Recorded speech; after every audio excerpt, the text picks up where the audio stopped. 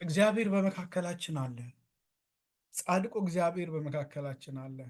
ታላቁ እግዚአብሔር የአባቶቻችን አምላክ፣ የአዳም አምላክ እግዚአብሔር፣ የኖህ አምላክ እግዚአብሔር፣ የአብርሃም አምላክ፣ የይስሐቅ የያዕቆብ አምላክ እግዚአብሔር፣ የዮሴፍ አምላክ እግዚአብሔር፣ የዳዊት አምላክ እግዚአብሔር።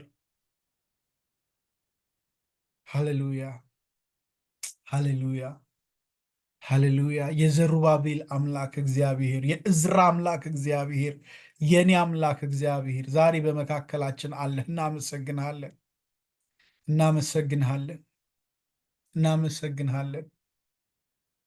እግዚአብሔር ስሙ ለዘላለም ይባረክ። ውስጤ በእግዚአብሔር መገኘትን እያሰብኩ ማለት አይገባንም አይደል? ግን ሳይገባን እግዚአብሔር ግን በመካከላችን ሊገኝ እና በመካከላችን ሊኖር መውደዱን እያሰብኩ እገረማለሁ። እግዚአብሔር እንዴት ያለ ታላቅ ነገር በእኛ ላይ ሊያደርግ እንደወደደ ሳስብ እገረማለሁ። ክብር ለእግዚአብሔር ይሁን። አሜን። ለወደደን ለንጉሱ ክብር ለእርሱ ይሁን። ወደዚህ ሀሳብ ልለፍ። እዛ ውስጥ በኋላ ጊዜ ካገኘው መለሳለሁ፣ ጸልያለሁ። የአዲስ ኪዳን መግቢያ እንግዲህ አዲሱን ኪዳን ልናይ ነው። ሃሌሉያ። እግዚአብሔር አዲስ ኪዳን በእኔና በእናንተ መካከል ሊያደርግ በትውልድ መካከል ሊያደርግ ሲወድ እኔ ራሴን የምጠይቀው ጥያቄ ቀድሞ ነገር ኪዳን ይገባኝ ነበር ወይ? ማለት እግዚአብሔር ደጋግሞ ሊያድን ሲወድ ሰው ደጋግሞ ሲያጠፋና ሲጠፋ ይገባኝ ነበር ወይ? አሁን ሰው በምድር ህይወቱ ላይ አንድ ሰው ደጋግሞ እምነት ካጎደለ ምን ይባላል? ይሄ እምነት የሚያጎድል ነው፣ ክብር አይገባውም ይባልና ከነበረው ስፍራ ይወርዳል፣ ዝቅ ይላል። እንደው ለፕሬዚደንትነት ለፐብሊክ ኦፊስ ሰዎች ስናወዳድር ከዚህ በፊት ወንጀል ካለባቸው በህጋችን እንከለክላቸዋለን አይደለም? ወንጀለኛ ኢንካስትሬት የሆነ ወይም ተፈርዶበት እስር ቤት የገባ ወንጀለኛ ፐብሊክ ኦፊስ አሲዩም ለማድረግ አይገባውም፣ አይችልም ምናምን የሚባል በፌዴራል ህግ በዚህ በአሜሪካን ሀገር በእኛም በኢትዮጵያም ደግሞ አንድ ሰው ወንጀል ሰርቶ ጥፋተኛ ሲባል የመጀመሪያ የሚነጠቀው መብቱ የመምረጥና የመመረጥ መብቱን ይነጠቃል። ያ ቤዚክ ራይቱን ይነጠቃል። ምክንያቱም ያንን ለመምረጥ ብቁ ሰው አይደለም ነው ኮንሰፕቱ። ብቁ ሰው አይደለም። በቃ ይህ ሰው ደጋግሞ በጥፋት የተገኘ ነው ወይም ወንጀለኛ ነው፣ ብቁ አይደለም ይባላል።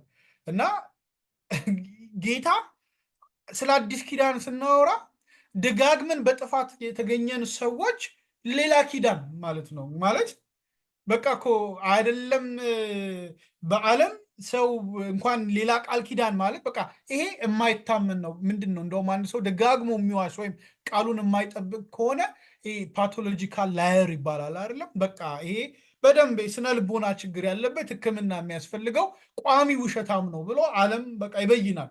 ለእምነት የማይበቃ ነው፣ እምነት ያጎደለ ነው ብሎ ይበይናል። እና ደጋግሞ ለአንዴ እኮ አይደለም ለምዕተ ዓመታት ደጋግሞ ከበደለና ከወደቀ ሰው ጋር እግዚአብሔር ዳግም ኪዳን ገባ። የዛን ኪዳን ጉዳይ ነው የምናየውና በቃ ያስገርመኛል። እኔ ራሴን አስቤ ነው፣ እኔ ማንንም አስቤ አይደለም፣ ራሴን አስቤ አይገባኝም እኮ ጌታ ሆይ፣ እኔ የሚገባኝ ሰው አይደለሁም፣ ሌላ ኪዳን የሚገባኝ ሰው አልነበርኩም። ግን በቃ እንዲሁ ስለወደደ በቃ ማደሪያው። ሃሌሉያ፣ ክብር ለእግዚአብሔር ይሁን። የማይገባኝን ስፍራ ላይ እንዳስቀመጠኝ ሁሌ ያስባለሁ። ኪዳኑን ሳስብ ጳውሎስ ነፍሴ በእኔ ዘንድ እንደማትከብር ከንቱ ነገር አይደል ያለው? ከንቱ ነገር እቆጥራለሁ ያለው።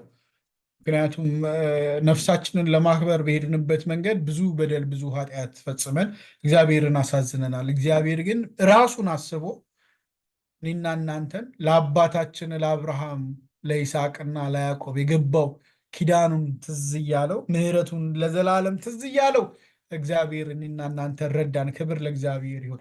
አዲስ ኪዳንን ስናይ እንግዲህ ብሉይ ኪዳንን በወፍ በረር ነው ጠቅለል አድርገን የምናየው ቅድመ ታሪክ ማየት ይጠበቅብናል። ቅድመ ታሪክ አዲስ ኪዳን መግቢያ ጋር ስንመጣ እንግዲህ የብሉይ ኪዳን መጽሐፍት ነበሩ። የብሉይ ኪዳን መጽሐፍቶች ጨረስናቸው 39 መጽሐፍት።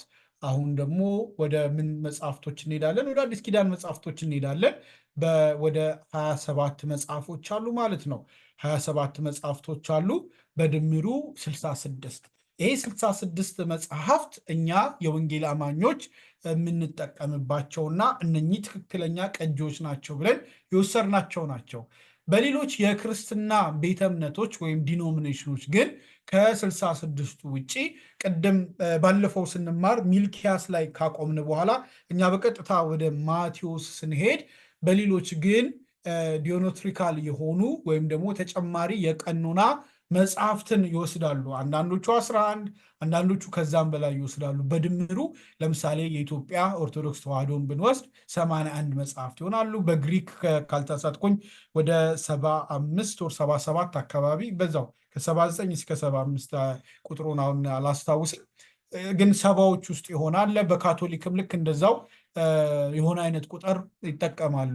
እነሱ ዲዮኖትሪካል ወይም ደግሞ የቀኖና መጽሐፍት ብለው ተጨማሪ ማለት ነው። በኢትዮጵያ ኦርቶዶክስ ተዋሕዶ የነበሩት እነኚህ ተጨማሪ መጽሐፍት በጥንቱ ቅጂዎች ላይ በጥንቱ ስል በጣም ጥንት አይደለም፣ ከኢትዮጵያ 2000 ዓመተ ምህረት በፊት በነበሩ መጽሐፍ ቅዱሶች ላይ የኦርቶዶክሶች የሚጠቀሟቸው 80 ያህሉ መጽሐፎች ላይ ወይም 81 መጽሐፍት ያሉበት ላይ ልክ ሚልኪያስን ስትጨርሱ ተጨማሪ የቀኖና መጽሐፍት ተብሎ ለብቻው በብሉይና በሐዲስ መካከል ማለትም በመጨረሻው ነቢይ በሚልኪያስ እና በማቴዎስ መካከል ተቀምጠው ታገኛላችሁ።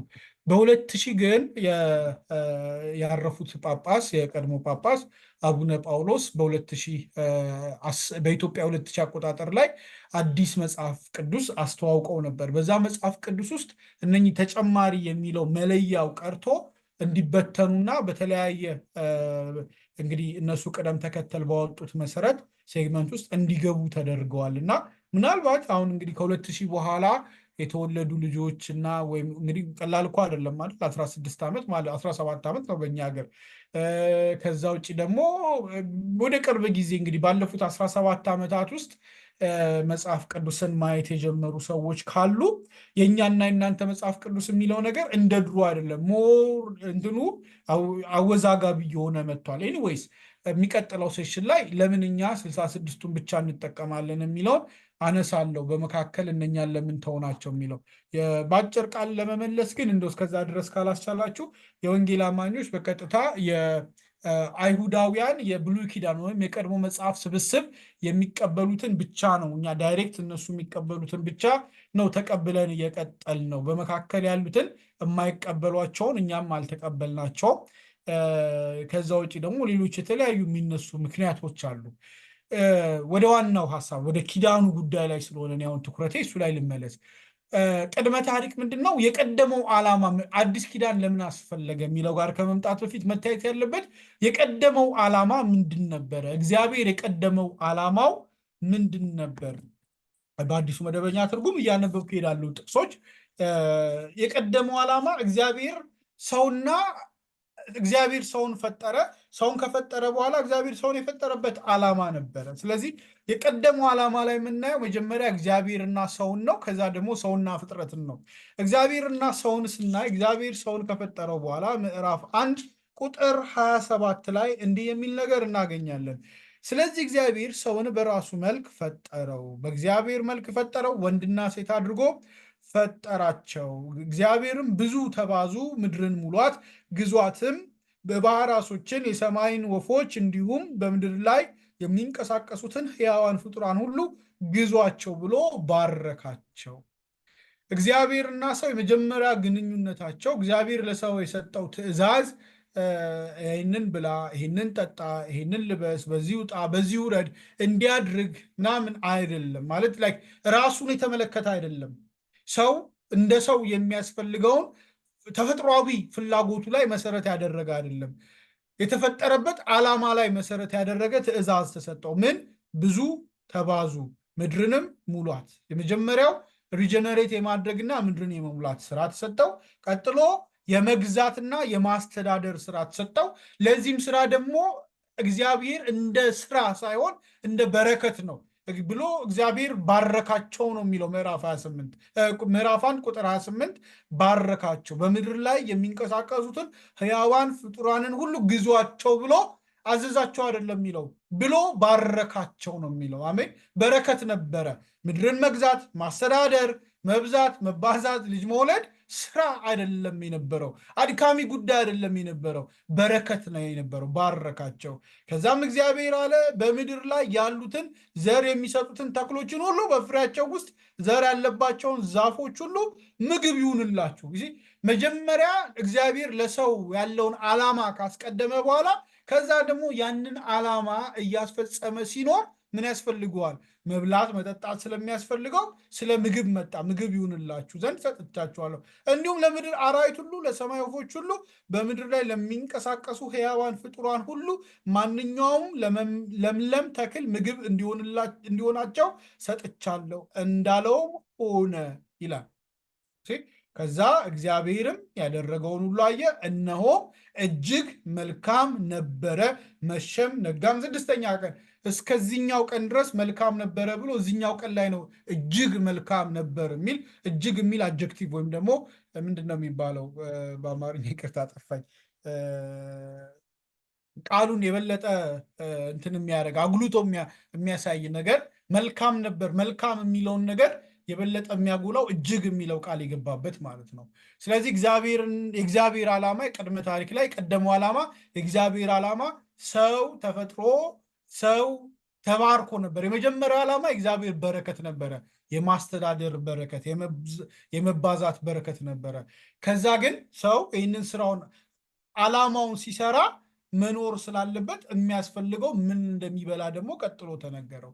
በአዲስ ኪዳን ስትመጡ ምንድን ነው? መጀመሪያ ጽድቁንና መንግስቱን ፈልጉ፣ ሌላ ሁሉ ምን ያደርጋል? ይጨመርል። ጭማሪ ነው ማለት ነው ሌላኛው።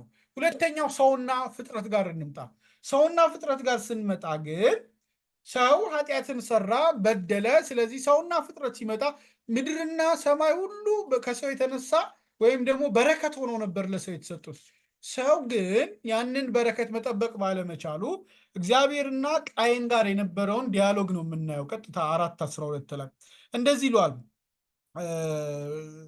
በመጀመሪያው ጥፋት እግዚአብሔር ምድርን አልረገመም ነበረ፣ የረገመው እባብን ብቻ ነበረ። ከዛ በኋላ ግን ምንድነው የሚሆነው? ሰውንም አልረገመም። በነገራችን ላይ ዘፍጥረት 3 ላይ እግዚአብሔር ሰውን አልረገመም። እግዚአብሔር የረገመው እባብን ብቻ ነበረ። ምድርም ያን ጊዜ አልተረገመችም። የተረገመችው ምድር መቼ ነው? ግድያ ሲመጣ ነው። የሰው በደል አንድ ሌቭል ከፍ ብሎ ሲመጣ ምን ሆነ? ከዚያም እግዚአብሔር ቃየንን ወንድምህ አቤል የት ነህ አለው። ቃየንም አላውቅም፣ እኔ የወንድሜ ጠባቂ ነኝ ሲል መለሰ። እግዚአብሔርም እንዲህ አለ፣ ምንድን ነው ያደረግከው? ስማ፣ የወንድምህ ደም ከምድር ወደ እኔ ይጮኻል። ከእንግዲህ የተረገምህ ነህ። የወንድምህን ደም ከእጅ ለመቀበል አፏን ከከፈተችው መሬት ትሰደዳለህ፣ ከመሬትም ትሰደዳለህ ማለት ነው። ብታርሳትም ፍሬዋን አትለግስህም፣ በምድር ላይ ኮብላይና ተንከራታች ትሆናለህ። አሁን የምድር እርግማን መጣ ማለት ነው። የምድር እርግማን መጣ። ምናልባት ምዕራፍ 3 ላይ በመልሳችሁ የምድርን እዛ ጋር ምድር ከእርሷ ላይ እንትን ታደርጋለህ፣ በወዝ ትበላለህ፣ ለፍተህ ትበላለህ ከዚህ በኋላ ማለት ነው። አዎ ሶሪ ቅድም እንትን አድርጌዋለሁ። ምዕራፍ 3 ቁጥር 17 ላይ ከአንተ የተነሳ ምድር የተረገመች ትሁን። ከማን የተነሳ? ከአዳም የተነሳ ማለት ነው። ይቅርታ አድርጉልኝ ገልብጨው ነው። ከአንተ የተነሳ ምድር የተረገመች ትሁን፣ በሕይወት ዘመን ሁሉ ምግብን ጥረግረህ ከእርሷ ታገኛለህ ብሎ አዳምን አዘዘው። ከዛ ግን ቃየን ጋር ስንመጣ ምድርም ራሷ ምን አታደርግም? አትሰጥህም። ሰከንድ ሌቭል ሄደ ማለት ነው። የሰውና እግዚአብሔር ግንኙነት እግዚአብሔር ሰውን እንዲበዛና እንዲባዛ እንዲያስተዳድርና እንዲገዛ ባረከው። ሰው ግን በውድቀት ምክንያት አንድ ምድር ከሰው የተነሳ ተረገመች። ያቺ ልትበዛና ፍሬ ልትሰጥ የተፈጠረችው ምድር ተረገመች ከሰው የተነሳ። ከቃየን ጋር ደግሞ ስንመጣ የበለጠ ፍሬም ደግሞ በፊት ለፍተህ ትሰጣለች ነበር። አሁን ደግሞ ለፍተህም የማትሰጥህና የምትቅበዘበዝባት ትሆናል። ምድር ለሰው መቅበዝበዣ፣ ለቃየን መቅበዝበዣ፣ ለቃየንና ለዘሩ መቅበዝበዣው ሆነች ማለት ነው። በቃየን መንገድ ለሚሄዱ ሁሉ ቃየን አባታቸው ሆኖ መቅበዝበዣ ሆነ ማለት ነው። በዚህ የተነሳ እግዚአብሔር አኩርፎ ወይም እንትን ብሎ አልቀረም። በቃ በድለውኛል ብሎ እንትን ብሎ አልቀረም። የመጀመሪያው ኪዳን እግዚአብሔር ይገባል። የመጀመሪያው ኪዳን እግዚአብሔር ለአዳም እዚሁ ምዕራፍ 3 ላይ የሚሰጠውን ኪዳን ታስታውሳላችሁ አይደለም? በዘርና በዘሯ መካከል ካለ በኋላ ጠላትነትን አደርጋለሁ ብሎ ከሴቲቱ የሚወለደው ራስን ይቀጠቅጣል። ያ ትንቢት ነው የተናገረው፣ የሚሆነውን ነገር ነው የተናገረው። ግን ወደ ኪዳን ግን ሲመጣ እግዚአብሔር ዘፍጥረት 17 ላይ እግዚአብሔር ከአብርሃም ጋር የሚገባውን የመጀመሪያ ኪዳን ታገኛላችሁ። ከአንተና አንተን ይለዋል፣ ዘርህ ይህንን ምድር ይሞላል፣ የአሕዛብ ሁሉ አባት አደርግሃለሁ፣ እንደ ምድር አሸዋ እንደ ሰማይ ከዋክብት ታበዛሃለሁ ብሎ ከአንተ ጋር ቃል ኪዳን እገባለሁ ብሎ የመገረዝን ስርዓት ለምልክትነት ይሰጠዋል። ስለዚህ የመጀመሪያው ኪዳን ያ ሆኖ ይጻፋል ማለት ነው። ከመጀመሪያው ኪዳን በኋላ በመካከል የገቡት ነገሮች ግብፅ፣ አሶርና ባቢሎን በብሉይ ኪዳን ስንማር በቃ እየዞርን ከግብፅ ከአሶርና ከባቢሎን አንወጣም ነበረ። በመካከል ትንንሽ መንግስታት በርካታ ቢነሱም እንደነ አማሌቅ ምናምን ያሉ ኃይሎች ቢነሱም ግን ትልልቅ ስርወ መንግስት የመሰረቱት ግብፅ ነበር፣ አሶር ነበር፣ ባቢሎን ነበረ። እነኚህ ሶስቱ የሚወክሉት ነገር አለ። እንግዲህ ከመጀመሪያው ኪዳን ጀምሮ እስከ መጨረሻው እስከ ሁለተኛው ኪዳን ማለት ነው። ግብፅ ባርነትን ትወክላለች። አሶር መፈናቀልን ታስታውሳላችሁ አይደለም? እስራኤላውያንና ግብፅ ታሪካቸው ሲነሳ በግብፅ የነበርክበትን ባርነትን አስታውስ ነበር የሚባሉት። አሶርን ደግሞ ካስታውሳችሁ ዲስፕሌስመንት መፈናቀል ማለት ነው። ከቦታው የእግዚአብሔርን ሕዝብ አንስተው ሌላ ቦታ ነው ያሰፈሩት። ስለዚህ አሶር የመፈናቀል ማለት ነው። ከርስት የመፈናቀል ርስት መፈናቀል ለእስራኤላዊ በጣም ትልቅ ነገር ነው። ታስታውሳላችሁ አይደለም? ከርስት እንዴት ያ ናቡቴ ሲገደል እንዴት ሶሪ እንዳላምታታው ይሄ ነው የአካብ ሚስት መሰለችኝ አይደል? ስሟን አፌ ላይ ነበረና እርሻውን ፈልጋ ከእርሱ ልታፈናቅለው ፈልጋ እምቢ ሲል ጊዜ ምክንያቱም የአባቶቼን ርስት ነው በገንዘብ አልለውጠውም እንዲህ አላደርገውም ብሎ እምቢ ባላቸው ጊዜ ኤልዛቤል ማለት ነው። ኤልዛቤል ስታስገድለው ታያላችሁ። ርስት ማለት ንጉሥ እንኳን እርሻን ስጠኝ ልግዛው ምናምን ሲል እምቢ ተብሎ የሚያዝ ነገር ነው ማለት ነው። እንደ ንጉሥ አንተ ካልክ የሚባል አይደለም። እርሻ መሬታቸውን ለአንድ ነገር ብቻ ነው በፈቃደኝነት የሚሰጡት፣ እሱንም ለእግዚአብሔር ቤት ስራ ከሆነ ማለት ነው። ለእግዚአብሔር ቤት ስራ ከሆነ ገንዘብ ሁሉ አንቀበልም ብለው በነፃ ሁሉ ሊሰጡ ይችላሉ። ነገር ግን ንጉሱ ለግሉ ፈልጎት ሌላ ባለጉልበተኛ ባለስልጣን ቢመጣ የአባቶቹን ርስት ጥሎ መሄድ ማለት ከእግዚአብሔር ቃል ኪዳን መጉደል ተደርጎ ነው የሚቆጠረው። እና አሶር ከቃል ኪዳኑ መሬት ነው ያፈናቀላቸው፣ ከቃል ኪዳኑ ምድር ነው ያፈናቀል። ዝም ብሎ የአሶር ማፈናቀል እንደ ማፈናቀል አይደለም የሚቆጠረው። ከቃል ኪዳኑ ከተስፋይቱ ምድር እግዚአብሔር የቃል ኪዳን ምድር የተስፋ ምድር ሰጣቸው። አሶር ደግሞ ከዛ ከተስፋው ምድር ነቀላቸው ማለት ነው። ስለዚህ አሶር የመፈናቀል ምልክት ነው። ባቢሎን ደግሞ የግዞት ምልክት ነው። የግዞት ህይወት ምልክት ነው። እነ ዳንኤልን ከዛ በኋላ የነበረው የሰባው ዓመትን አጠቃላይ የግዞት ምልክት። ባቢሎን ሁለት ጊዜ ምልክት ሆኖ ይመጣል። በኋላ አነሳዋለሁ። አንደኛው ገና ዘፍጥረት ላይ ነው። ዘፍጥረት ላይ የአመፅ ምልክት ሆኖ ይመጣል። ከዛ ደግሞ እዚህ ደግሞ የግዞት ምልክት ሆኖ ይቀመጣል ማለት ነው። ከዛ በቅደም ተከተላቸው ይሄ ከሰውና ፍጥረት በኋላ ቀጥሎ ክፍል ላይ ያሳያቸዋለሁ። በቅደም ተከተላቸው ከኖህ ከጥፋት ውሃ በኋላ እግዚአብሔር አብርሃምን ይጠራል።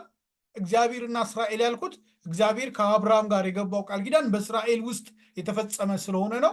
ከዛ በኋላ የግብፅ ባርነት ይቀጥላል። ከዛ የአሶር መፈናቀል ይመጣል። ከዛ የባቢሎን ግዞት ይመጣል። ከባቢሎን ግዞት በኋላ የግሪክ ስልጣኔ ይመጣል። ከዛ የሮም ስልጣኔ ይመጣል።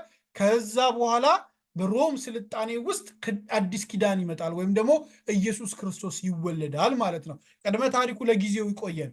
ልመለስ ውድቀትና ተስፋ ጋር።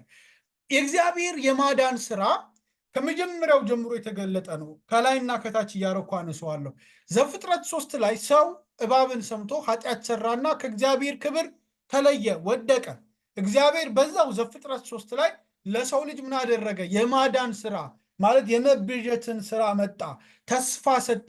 ከሴቲቱ የሚወለደው ራሱን እንደሚቀጠቅጥ ቃል ሰጣቸው፣ ተስፋ ሰጣቸው።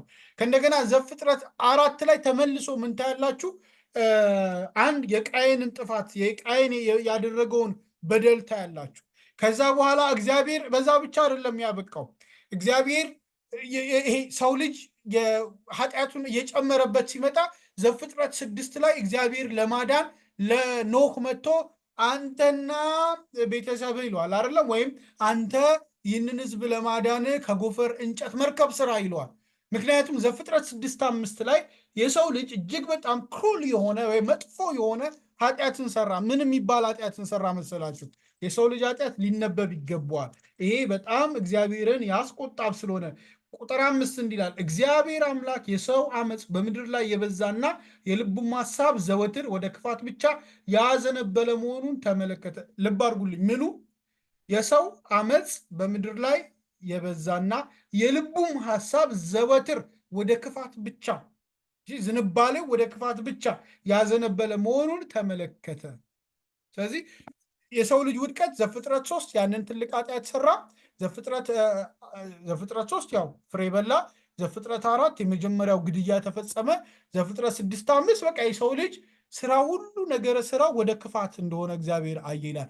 ከዛ ዘፍጥረት 6:18 ላይ ለኖህ የማዳን ስራን ይዞ መጣ። ምን የሚል ስራ ሰጠው? ለኖህ እንደዚህ የሚል ትእዛዝ ሰጠው። 6:18 ከአንተ ጋር ግን ቃል ኪዳን እመሰርታለሁ። የመጀመሪያው ቃል ኪዳን ማለት ነው። ከአንተ ጋር ግን ቃል ኪዳን እመሰርታለሁ። አንተና ወንዶች ልጆችህ ሚስትና የልጆችህ ሚስቶች ከአንተ ጋር ወደ መርከቧ ትገባላችሁ። ከአንተ ጋር በሕይወት እንዲቆዩ ከሕያዋን ፍጡራን ሁሉ ተባትና አንስት አድርገህ ሁለቱን ወደ መርከቧ ታስገባለህ አለው ማለት ነው። ስለዚህ ይሄ ለኖህ የተሰጠ ቃል ኪዳን ነበረ ማለት ነው። ግን በዛ አልቀረም። ቃል ኪዳኑ በዛው ሊጸና አልቻለም። የሰው ልጅ ተመልሶ በምን ወደቀ? በኃጢአት። ከጥፋት ውሃም በኋላ ተመልሶ በኃጢአት ውስጥ ተገኘ።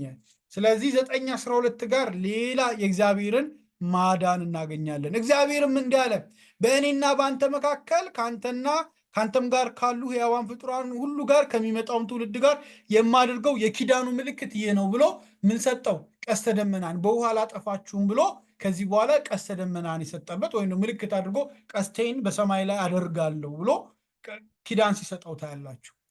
ለኖህ አንድ ቃል ኪዳን አደርጋለሁ፣ ስለዚህ ይህን ህዝብ እታደጋለሁ። ሁለት ደግሞ ዳግም ይህንን ህዝብ አላጠፋም። አንዱ የማዳን አንዱ ደግሞ ያለማጥፋት ኪዳን በሰማይ ላይ ሲያደርግ ታያላችሁ። ከዛ በኋላ ግን ድጋሚ የሰው ልጅ በለመደው በቀደመው ተግባር ውስጥ የልቡ ሐሳብ ዳግም በክፋት ውስጥ ተጠመደና ተገኘ። ስለዚህ እግዚአብሔር ሰውን ለማዳን ድጋሚ 17:7 ላይ መምጣት ነበረበት። ዘፍጥረት 11 ላይ ሰው ልጅ ምን አደረገ? ከታችኛው እያነበብኩላችሁ ነው። ዘፍጥረት 11 ላይ የሰው ልጅ ምን አደረገ? በዛን ጊዜ ሰው ልጅ ሁሉ የሚናገሩትና የሚግባቡበት ቋንቋ አንድ ብቻ ነበር። ሰዎቹ ምስራቁን ይዘው ሲጓዙ በሰናዖር አንድ ሜዳ አግኝተው በዚያ ሰፈሩ። እነርሱም እርስ በርሳቸው ኑ ጡብ እንስራ፣ እስኪ በቃው በእሳት እንተኩሰው ተባባሉ። በድንጋይ ፈንታ ጡብ ለማያያዥም ቅጥራን ተጠቀሙ። ከዚያም ለስማችን መጠሪያ እንዲሆንና በምድር ላይ እንዳንበተን ኑ ከተማና ሰማይ የሚደርስ ግንብ ለራሳችን እንስራ አሉ። እግዚአብሔር ግን ሰዎቹ ይሰሩ የነበሩትን ከተማና ግንብ ለማየት ወረደ። እግዚአብሔርም እንዲህ አለ፣ እንዲህ እንደ አንድ ሕዝብ አንድ ቋንቋ በመናገር ይህን ማድረግ ከጀመሩ ከእንግዲህ ያቀዱትን ሁሉ ማከናወን አያዳግታቸውም። ኑ እንውረድ፣ እርስ በርሳቸውም እንዳይግባቡ ቋንቋቸውን እንደበላልቀው። የመጀመሪያው ትዕቢት እና ለራሳቸው መታሰቢያ ማለት ነው። ለራሳቸው መታሰቢያ ለማቆም የፈለጉበትን እና እግዚአብሔርን በዛ የበደሉበትን ታገኛላችሁ። እኔን እግዚአብሔር ከዛ በኋላ ባቢሎን ምን አይነት ከተማ እንደሆነች ምን አይነት ሁኔታ ውስጥ እንዳደገች ታያላችሁ። ሶ እግዚአብሔር መጀመሪያ ሙሉ ቤተሰብ ለማዳን ሞከረ። የኖህን ቤተሰብ አልሆነም። ቆይቶ እየበዙ ሲመጡ ሌላ እንትን ውስጥ ሆነ። ሰው ልጅ እየበዛ ሲመጣ ባቢሎን ተመሰረተች ማለት ነው። ስለዚህ የመጀመሪያዋ ባቢሎን የአመፅ ምልክት ሆነች። ቀደም ብያለሁ አይደለ? የአመፅ ምልክት ሆነች። ስለዚህ እግዚአብሔር ከዛች ከአመፅ ምልክት ከሆነችው ምድርና ስልጣኔ ውስጥ ምን አደረገ? አንድን ግለሰብ ጠራ ማለት ነው። ማን የሚባል? አብርሃም የሚባል ምን ብሎ ጠራው?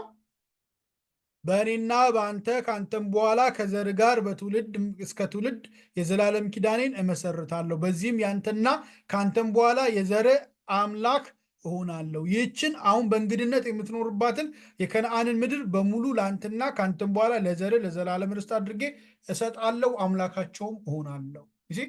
አብርሃምን ከዘር ተለይና ውጣ ብሎ አወጣው ማለት ነው። መጀመሪያ ቤተሰብ አወጣና የቀረውን አጠፋ እግዚአብሔር። ከዛ የቀሩት ደግሞ ቤተሰብ ሲባዙ መልሰው በአመፅ ውስጥ ተገኙ። ባቢሎን የአመፅ ምልክት ስትሆን ከዛች የአመፅ ምልክት ከሆነች ሰልፊሽ ከተማ ውስጥ ምክንያቱም ለራሳቸው ለስማቸው መታሰቢያ ነው ሊያቆሙ የፈለጉት። ስለዚህ ራስ ወዳድና ራሳቸው ላይ ብቻ ሰልፍ ሴንተርድ ከሆኑ ሰዎች መካከል የራሱን ነገር ጥሎ ጌታውን የሚከተል ሰው ተጠራማ፣ አብርሃም ተጠራ ማለት ነው። ከዛ ከዚህ ሰው ጋር እግዚአብሔር ቃል ኪዳን ገባ።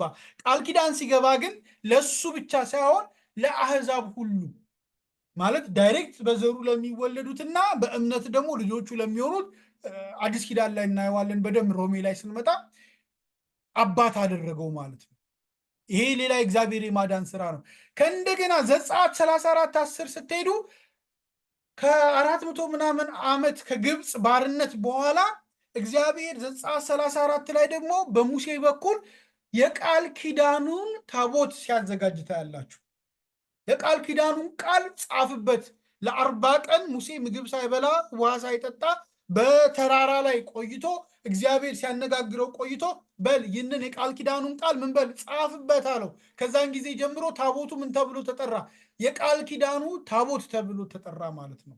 የቃል ኪዳኑ ታቦት ተብሎ ተጠራ።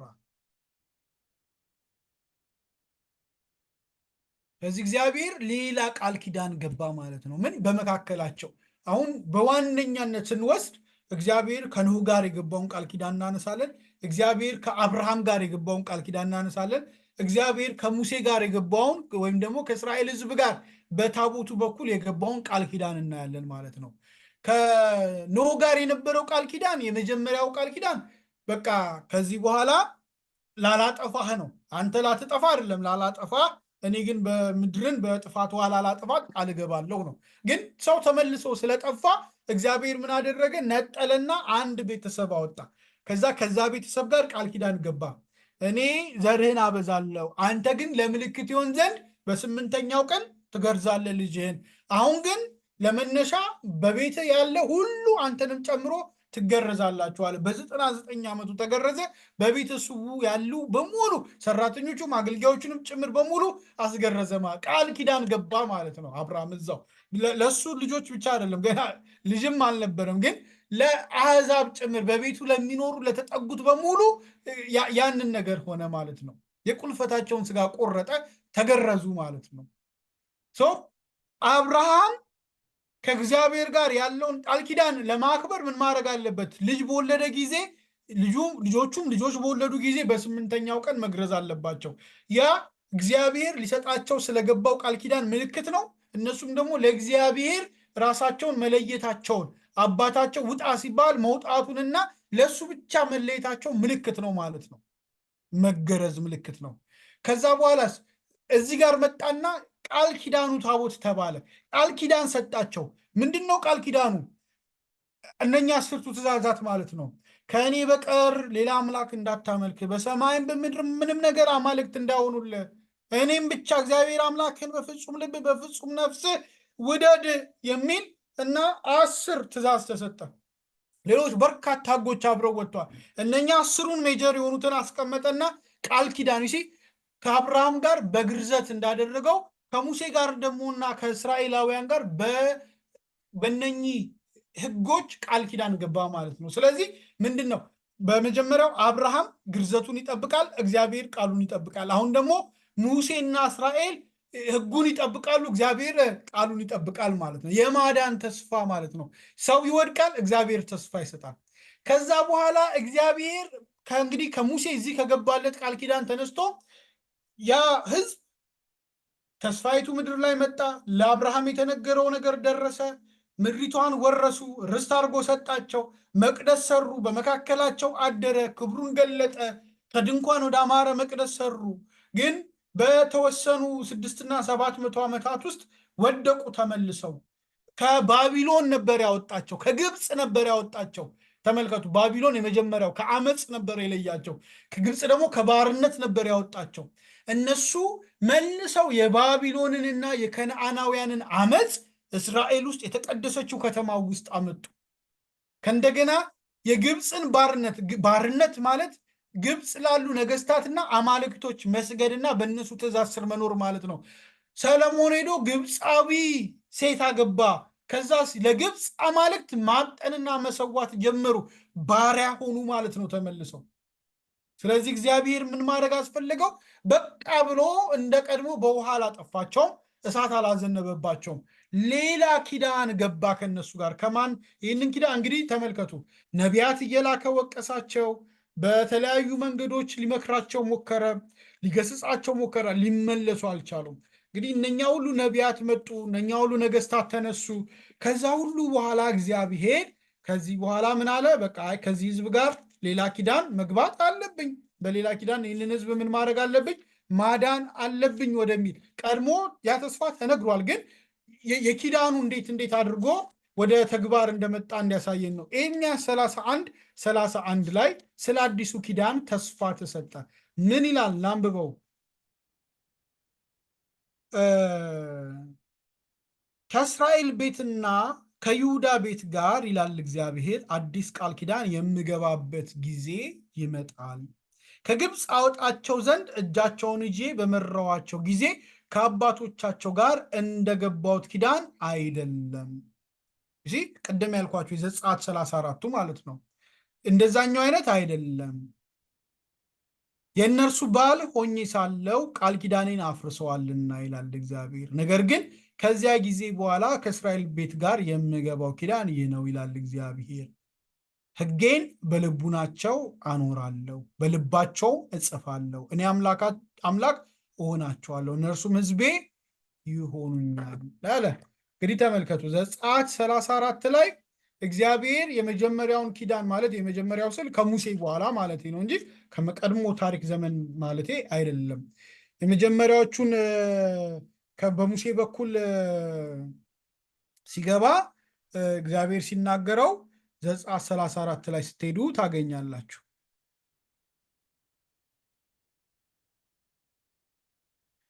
34:10 ላይ ከዚያም እግዚአብሔር እንዲህ አለ፣ ከአንተ ጋር ኪዳን እገባለሁ። ከዚህ ቀደም በዓለም ሁሉ ለየትኛውም ሕዝብ ከቶ ያልተደረገ በሕዝብህ ሁሉ ፊት ድንቅ አደርጋለሁ። በመካከላቸውም አብራቸው የምትኖር ሕዝብ እኔ እግዚአብሔር ላንተ የማደርግልህ ስራ የቱን ያህል አስፈሪ እንደሆነ ያያሉ። ዛሬ የማዝህን ፈጽሞ አሞራውያንን፣ ከናውያንን፣ ኬጣውያንን፣ ፌሪዛውያንን፣ ኤዊያውያንን እና ኢያቡሳውያንን በፊትህ አስወጣቸው። ከምትሄድበት ሀገር ነዋሪዎች ጋር ቃል ኪዳን እንዳታደርግ ያለ ይቀጥላል እና እነኝን ነገሮች ጻፋቸው ብሎ እግዚአብሔር ሰጠው ማለት ነው። ስለዚህ ይሄንን በተጻፈበት ጊዜ ነበረ ቃል ኪዳን በምን ላይ? በድንጋይ ላይ ነበር የመጀመሪያው ኪዳን።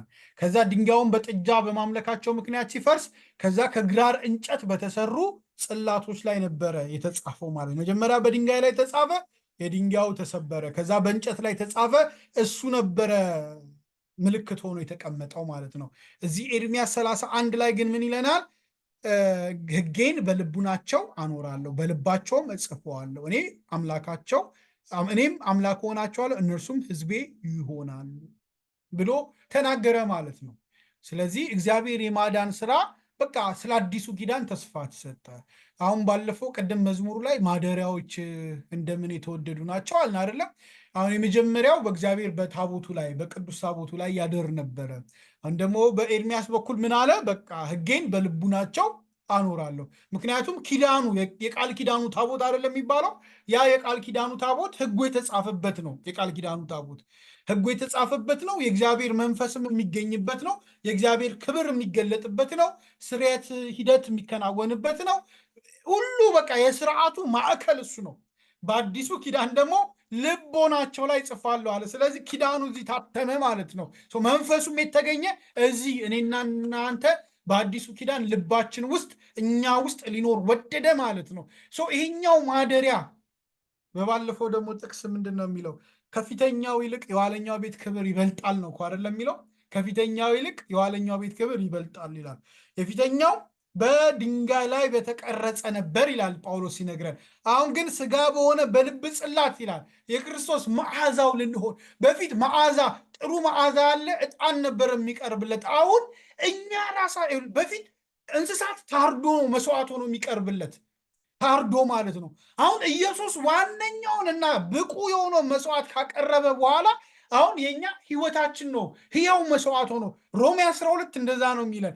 እነሆ ይላል በእግዚአብሔር ፊት ህያዋን መስዋዕት ትሆኑ ዘንድ አይደለም፣ ህያዋን መስዋዕት ማለት ነው አድርጋችሁ ታቀርቡ ዘንድ። ይኸውም ደግሞ አምልኳችሁ ነው፣ ለሰውም አእምሮ የሚመች አምልኳ። ስለዚህ አምልኳችን አሁን ህያው መስዋዕት ነው። ልባችን ላይ ቃል ኪዳኑ ታትሟል፣ ተጽፏል። መንፈሱ ማደሪያው አድርጎናል። በውስጣችን ሆኖ በማይነገር መቃተት ይቃትታል፣ ኮኔክት ያደርገናል። ስለዚህ በአዳም ተቋርጦ የነበረው ግንኙነት አሁን በአዲስ ኪዳን በክርስቶስ የመስቀል ስራ፣ በክርስቶስ መወለድ፣ መገረፍ፣ መሰቀል፣ መሞትና ከሞት መነሳት፣ ይሄ አጠቃላይ ሆሊስቲክ በሆነው ሙሉ በሆነው ስራ እኔና እናንተ ዳግም ከእግዚአብሔር ጋር መገናኘት። ስለዚህ ምን ሆነ? ህያው መስዋዕት ሆነን። አሁን ዝማሪያችን ህያው መስዋዕት ነው። ኑሯችን ህያው መስዋዕት ነው። አገልግሎታችን ህያው መስዋዕት ነው ለእግዚአብሔር። ለሰውም አእምሮ የሚመች ለእግዚአብሔር ደግሞ ህያው መስዋዕት ሆኖ ራሳችሁን ህያው መስዋዕት አድርጋችሁ እንድታቀርቡ እለምናችኋለሁ ብሎ ነው ጳውሎስ የለመነን። ስለዚህ ያ በድሮ ኪዳን የሞተ እንስሳ ታርዶ ነበር መስዋዕት የሚቀርበው። በአዲሱ ኪዳን ግን ዋናው በጉ ስለታረደ ሌላ የምንሰዋው ነገር የለንም። የእሱን ደም ይዘን ህይወታችን በእግዚአብሔር ፊት መስዋዕት ሆኖ ይቀርባል። እኛ ራሱንን ለእግዚአብሔር መዓዛ ሆነን የምንቀርበው፣ ለምድር ለፍጥረት ሁሉ መዓዛ ሆነን የምንቀርበው። በፊት ደስ የሚያሰኝ መልካም መዓዛ አለው ዕጣንና ሽቱ ነበር ለእግዚአብሔር የምንሰጠው። አሁን ግን እኛው ራሳችንን የክርስቶስን መዓዛ ሆነን የምንቀርበው። አሜን። ደሙ በላያችን ላይ ሆኖ እግዚአብሔር ከሰማይ ሲያሸተው የሚቀበለው መልካም የሚጣፍጥ መዓዛ ሆነን የምንቀርበው እኛ። ይሄ ነው አዲሱ ኪዳን ማለት ነው። ኤርሚያስ እዚህ የተናገረው እሱን ነው። ለሰው ልጅን ውድቀት አንድ ላይ አንስቼዋለሁ። አሁን ታላቁ ግጭት ኪዳኑ ለምን አስፈለገ? ለምን እግዚአብሔር ማድረግ አስፈለገው ከተባለ ታላቁ ግጭት ነበረ። ታላቁ ግጭት ምንድን ነው? ሰው ልጅ ከዘፍጥረት 5 ጀምሮ ዘፍጥረት 5 ላይ እንዲህ የሚል ቃል ነው ያለው። 6:5 ይቅርታ፣ ዘፍጥረት 6:5 ቅድም ያነበብኩት ክፍል ነው። እግዚአብሔርም የሰውን ክፋት በምድር ላይ እንደበዛ የልቡ ሐሳብ ምኞትም ሁሉ ጊዜ ፈጽሞ ክፉ እንደሆነ አየ። ይህንን ገላትያ ላይ የስጋ ስራ ብሎ ከሚዘረዝራቸው ውስጥ ማለት ነው። ይቅርታ፣ የስጋ ስራ ተብሎ የተዘረዘሩ ምንድነው? ታላቁ ግጭት የእግዚአብሔርና የሰው ሐሳብ መገናኘት አለመቻለው። ታላቁ ግጭት እግዚአብሔር ሰውን ባረከው፣ ሰው ደግሞ ከበረከቱ ጎደለ። እግዚአብሔር ሰውን ስራ ሰጠው፣ ሰው ደግሞ ሌላ ስራ ፈለገ። እግዚአብሔር ለሰው የሰጠው ዓላማ አንድ ሰልፍለስ የሆነ ዓላማ ነው ማለት ራስ ላይ ያተኮረ። ቅድም ዘፍጥረት ሳነቡ አስታውሳችሁ አይደለም? መጀመሪያ ስለ ዓላማው ስለ ስራው ነው የተነገረው፣ ስለሚያደርገው ነገር ነው የተነገረው እንጂ ስለ ራሱ አይደለም የተነገረው። ሰው ደግሞ መጀመሪያ የሚያስበው ስለ ራሱ ነው። ስለዚህ ታላቁ ግጭት ወይም ተቃርኖ ምንድን ነው? ሰው ራስ ወዳድ ሆነ፣ ሰልፊሽ ሆነ። ሌላኛው ሰው ዲስኦቢዲየንት ሆነ፣ የማይታዘዝ ሆነ፣ አለመታዘዝ። ብሉይ ኪዳንን ስናጠና ደግመን ያየነው ዲስኦቢዲየንስ፣ አለመታዘዝ የሚባል። ሌላኛው ሰልፊሽነስ፣ ራስ ወዳድነት፣ በቃ ራስን መውደድ፣ ራስን ከሚገባው በላይ ቅጥ ያጣ መውደድ ነው እንጂ ዝም ብሎ ራስን መውደድ ኖርማል የሆነውን ነገር አይደለም። ይህ ቅጥ ያጣ ራስን መውደድ፣ ስግብግብነት ያለበት ራስን መውደድ። ሌላኛው ዲስኦቢዲየንስ፣ አለመታዘዝ ማለት ነው። ሄዋን እባቡ በነገራት ጊዜ እባቡ ፍሬውን አየችና ፍሬው መልካም እንደሆነ ለመብልም ፍሬው ያማረ ለመብልም መልካም እንደሆነ አየች። ነው ለራሷ ማለት ነው። ብትበላው መልካም እንደሚሆን ማለት ያማረ እንደሆነ የተሰጣት ነገር በሙሉ እንድትሰጥ ነበረ። እሷ ግን ብትወስደው ያማረ እንደሆነና መልካም እንደሆነ አየች፣ አስተዋለች። ከዛ እጇን ሰዳ ወሰደች፣ በላች ነው የሚለው። ከዛን ጊዜ ጀምሮ ሰው ሁልጊዜ ለራሱ መውሰድ ይፈልጋል፣ ለራሱ መንጠቅ ይፈልጋል። ለራሱን በቃ እኔ የሚል እኔነቱ በዛ ማለት ነው። እግዚአብሔር ግን ሲፈጥረው እኔ እንዲል ሳይሆን እንዲሰጥ ሰጪ አድርጎ ነበር የፈጠረው። እዛ አለመታዘዝ ብሉይ ኪዳን የነበሩት ነቢያቶች በሙሉ የመጀመሪያ ሁላችሁ ቃየን አለመታዘዝ፣ ከዛ የህዝቡ አለመታዘዝ የጥፋትን ውሃ መጣ።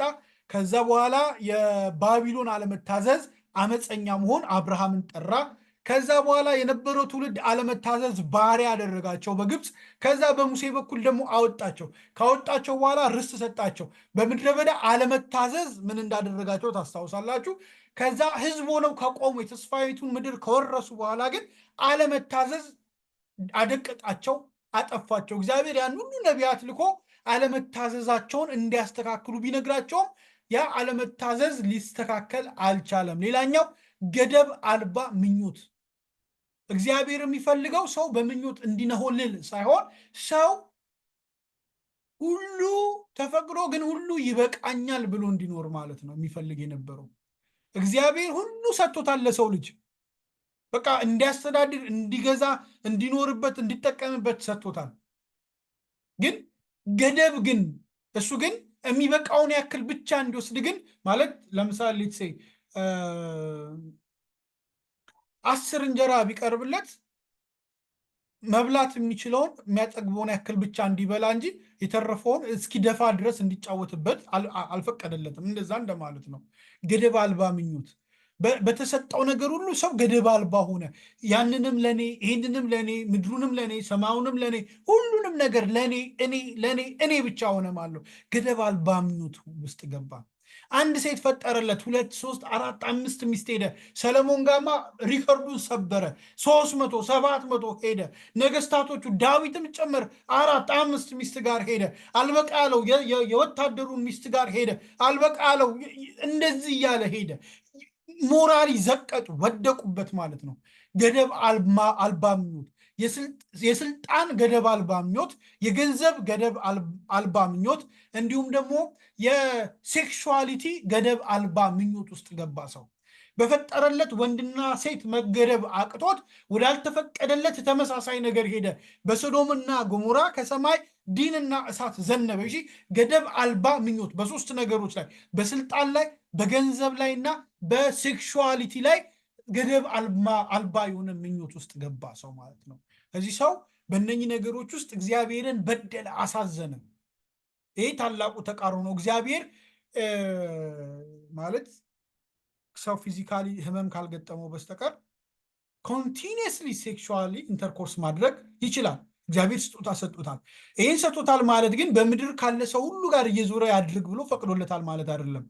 የተሰጠውን ስጦታ በራሱ እውቀት ገደብ እንዲያደርግለት ግን ታዟል። ሰው ግን ገደብ አልባ ነገር ውስጥ ገባ። እግዚአብሔር ለሰው ስልጣን ሰጥቶታል። ያንን ስልጣን ግን አስቦ ለሰዎች ጥቅም፣ ለእንስሳት ጥቅም፣ ለፍጥረት ጥቅም እንዲያደርገው ነበረ።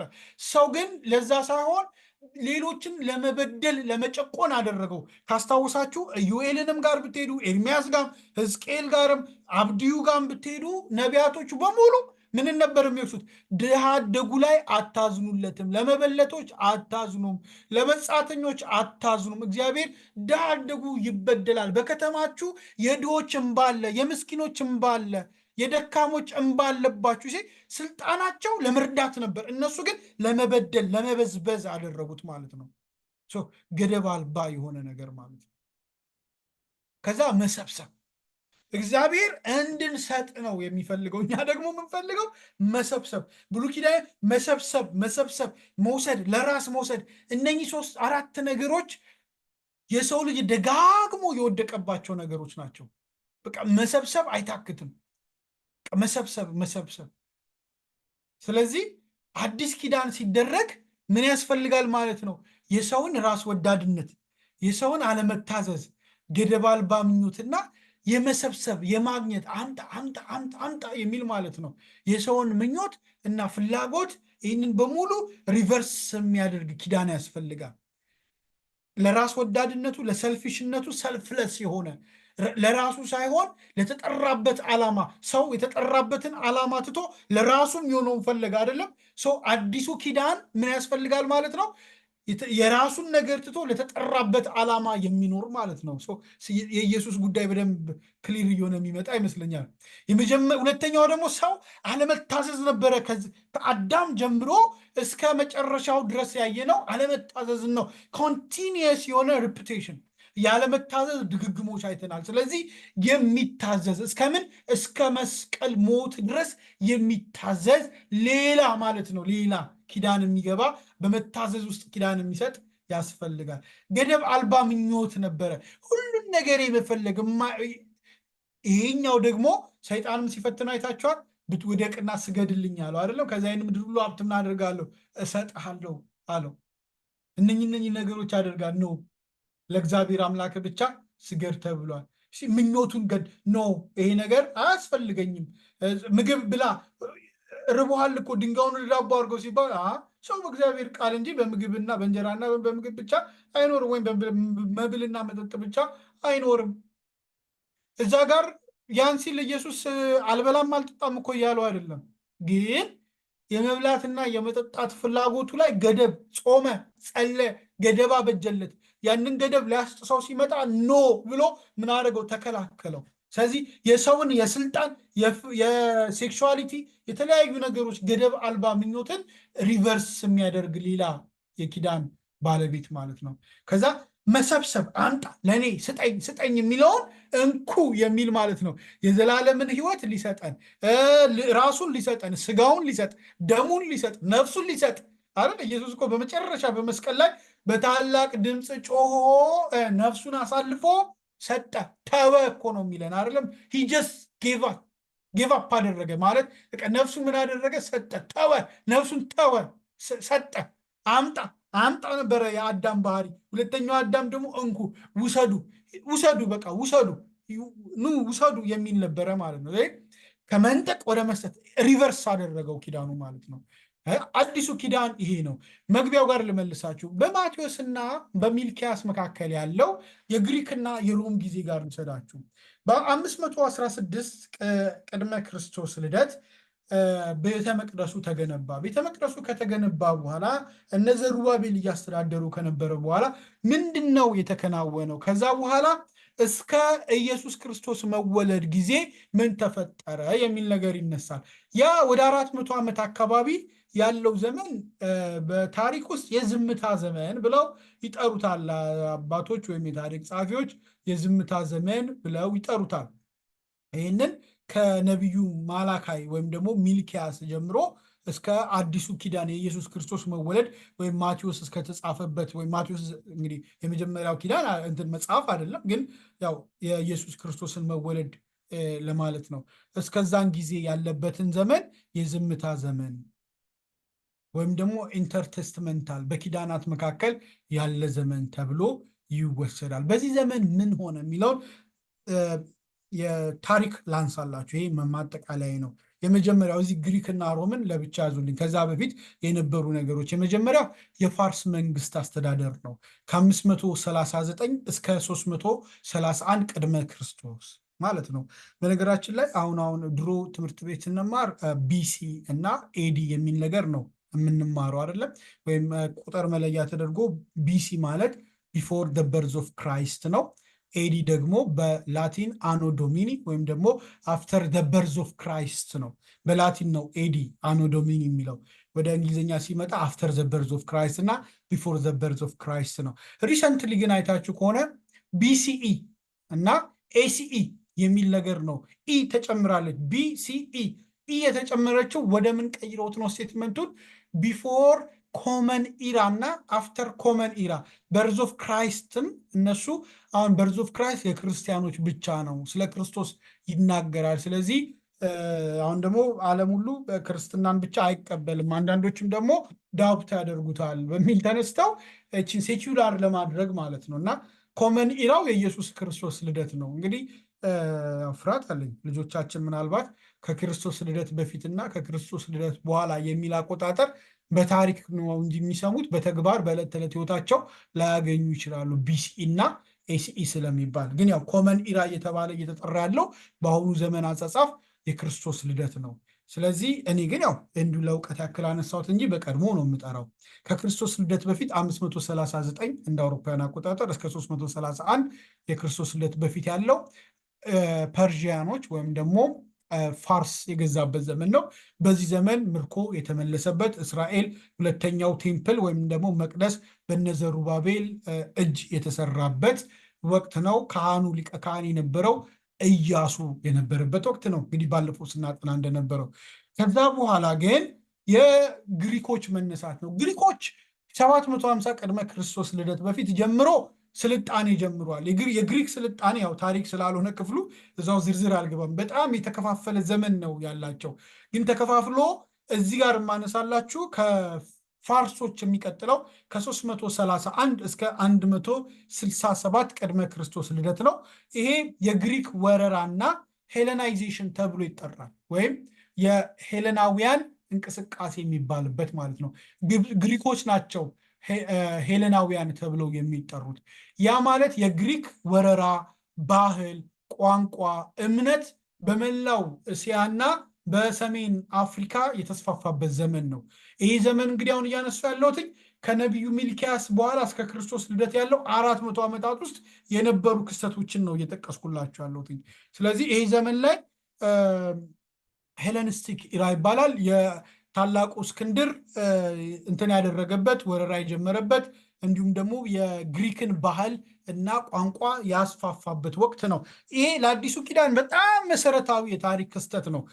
ከ331 እስከ 167 እንግዲህ ይህ ታላቁ እስክንድር ወይም ደግሞ በእንግሊዝኛ አሌክሳንደር ዘግሬት የምንለው ታላቁ እስክንድር በ331 ዓመተ ዓለም ቅድመ ክርስቶስ ልደት ፋርስን ወረረ ወይም ደግሞ ፐርሺያን ወረረና እነሱን አሸነፈ ማለት ነው። ከዛ የግሪክን ቋንቋ፣ ባህል እና ፍልስፍና ትምህርት በሙሉ አዛመተ ማለት ነው። ከዛ ከሱ በኋላ ከአሌክሳንደር ሞት በኋላ ወይም ታላቁ እስክንድር ከሞተ በኋላ የእስክንድር መንግስት ወይም የግሪክ መንግስት የተለያዩ ግዛቶች ሆኖ ተከፈለ ማለት ነው። ወደ ተለያዩ ግዛቶች በጀነራሎቹ መካከል ተከፋፈለ። ሁለት ዋና ዋና ክፍሎች ነበሩት። አንደኛው ማዕከሉን ግብፅ ያደረገ ሲሆን ሌላኛው ደግሞ ማዕከሉን ሶሪያ ያደረገ ነው።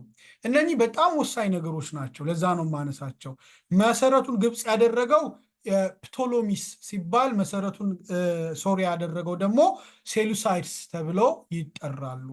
አሁን የሴሉሳይድ ጋር ከመሄዳችን በፊት የሰብቱጂያንስ ወይም ደግሞ ምንድን ነው ሰባ ሊቃናት የሚባለው ትርጉም እስከዛሬ ስንማር ካስታውሳችሁ በሰባ ሊቃናት ትርጉም ወይም ደግሞ ሰብቱጂያንስ ትርጉም ቨርስ እንትን እየተባለ ሲነሳ ነበር። ያ ማለት ምን ማለት ነው?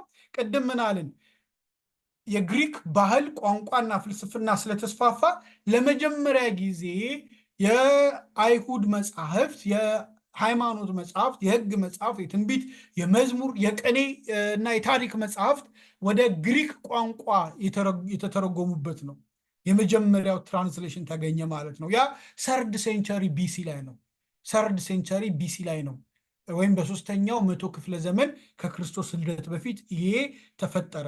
ከዛ በኋላ ይሄ እንግዲህ ለአይሁድም እንዲሁም ለክርስትና መሰረቱን ጣለ። በግሪክ ቋንቋ ለመጠቀም አዲስ ኪዳን የተጻፈው በግሪክ ቋንቋ እንደነበር ታስታውሳላችሁ። ከዛ በኋላ የምናየው የታሪክ ክስተት ምንድን ነው? የዚህኛው የሴሉሳይድ የሚባሉት ሶሪያ ላይ መሰረታቸውን ያደረጉት ምን አደረጉ? በጣም ከፍተኛ የሆነ ተጽዕኖ በግዛታቸው ውስጥ አደረጉ። በተለይ ደግሞ አንቲኪዮስ አራተኛ የሚባል በኤፌሶን ላይ የነበረ ንጉስ ወይም የዚህ የሴሉሳይድ ገዢ የነበረ ሰው በጣም ከባድ ድርጊት ይዞ መጣ። ምንድን ያደረገው? የቤተ መቅደሱን ሁለተኛው ሰከንድ ቴምፕል የሚባለውን በመቅደሱ መሰዋት ከለከላቸው፣ አይሁድን ማለት ነው። ይህንን ከለከላቸው። መከልከል ብቻ አይደለም፣ በጣም በሚያሳዝን ሁኔታ ዚዮስ ለሚባለው አማልክት፣ ለግሪክ አማልክት በ167 ቅድመ ክርስቶስ ልደት ላይ በመቅደሱ ውስጥ መስዋዕት እንዲቀርብ አስደረገ። አሳማ፣ ፒግ ማለት ነው። አሳማ በእግዚአብሔር መቅደስ ውስጥ ሰዋበት። አንደኛ ከለከላቸው እዛ እንዳያመልኩ፣ ሁለተኛ በመቅደስ ውስጥ ለዚዮስ ወይም ለነሱ ጣዖት ማለት ነው። ዚዩስ ባፈ ታሪክ ታውቁታላችሁ ብዬ አስባለሁ። በታሪክም በትምህርትም ታውቁታላችሁ። ለዚዮስ በመቅደስ ውስጥ በሁለተኛው መቅደስ ያ ከፊተኛው ይልቅ የኋለኛው ቤት ክብር ይበልጣል የተባለበት እነ ዘሩባቤል እነ እዝራ እነ ነህምያ ተነስተው የሰሩት የገነቡት ማለት ነው። ከህዝቡ ጋር አስተባብረው የገነቡት ዘካርያስና ሐጌ ትንቢት የተናገሩለት ያው መቅደስ ላይ እዛ መቅደስ ላይ ከምርኮ በኋላ የተገነባው ሁለተኛው መቅደስ ላይ ይሄ ንጉሥ ምን አደረገ? አሳማ በእግዚአብሔር መሰዊያ ላይ ሰዋበት። ይሄ በጣም ከባድ የሆነ አቦሚኔሽን ሆነ። በጣም ከባድ የሆነ ክደት ሆነ። በዚህ የተነሳ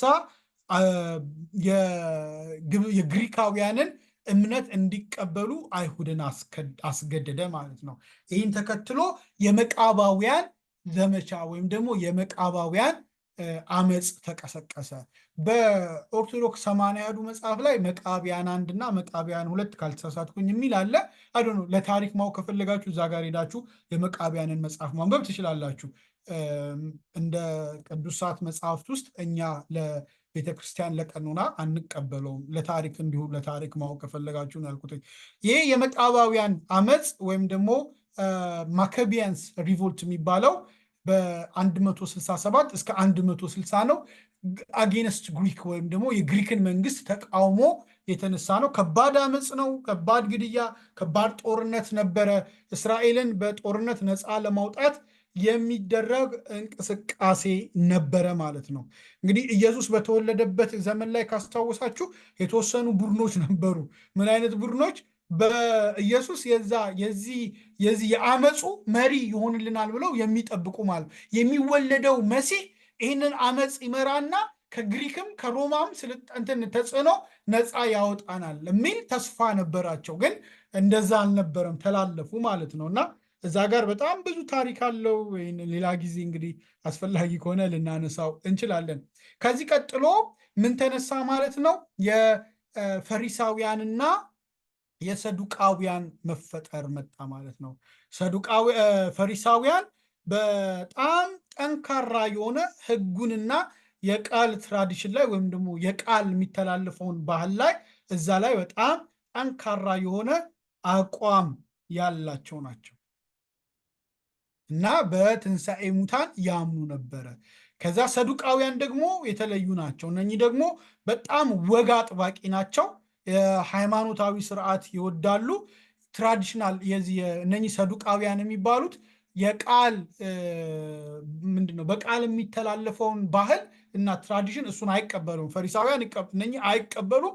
በቃ ስትሪክትሊ በህግ ብቻ ብለው የሚያምኑ ናቸው። ከእንደገና ደግሞ እነኚህ የግሪክ ባህል ጋር የተወሰነ መጠጋጋት ነበራቸው ማለት ነው።